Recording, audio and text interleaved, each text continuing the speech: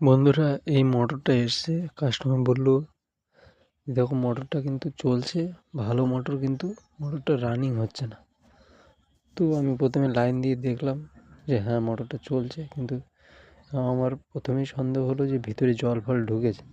ঠিক আছে, ampere metre দিয়ে চেক করলাম, অ্যাম্পিয়ারও বেশি নিচ্ছে। দেখুন অ্যাম্পিয়ার এত বেশি নিচ্ছে, কাস্টমার বললাম ভিতরে জল ঢুকেছে। কাস্টমার তো মোটেই মানবে না। তো কাস্টমারের সামনেই খুললাম। আগে একটা কাস্টমার আমাকে বলছিল যে জল তোমরা ঢুকিয়ে দাও, তোমাদের হাত ধারে আসলেই মোটরে জল ঢুকে যায়। কিন্তু বাস্তবটা দেখুন, জলটা কি আমরা ঢুকিয়ে দিলে একদিনেই কি হলুদ হয়ে যায় জলটা? কোনো দিনই হয় না। চলুন দেখিনি মোটরটা। পাখাটা খুলে নিলাম আমরা।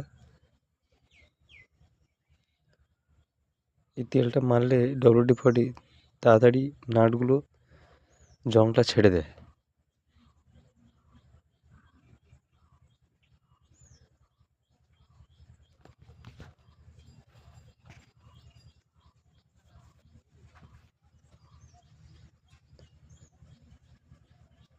দেখুন খোলার সাথে সাথে জল বেরোচ্ছে।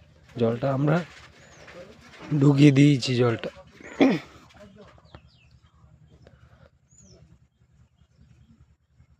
কয়েল দেখুন, কয়েল কিন্তু পাক্কা আছে, কোনো সমস্যা নেই, কিন্তু জয়েন্টের ওখানে কয়েলটা কিন্তু নষ্ট হয়ে গেছে।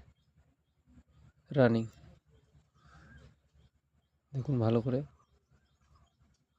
পুরো যে সেলাইটাও কিন্তু গলে কেটে গেছে। জয়েন্ট এখানটা, হ্যাঁ ওখানটা শর্ট হয়ে গেছে। পুরো বাঁধনগুলো পুরো হিট হয়ে নষ্ট হয়ে গেছে। কয়েল চেঞ্জ করা ছাড়া কোনো উপায় নেই।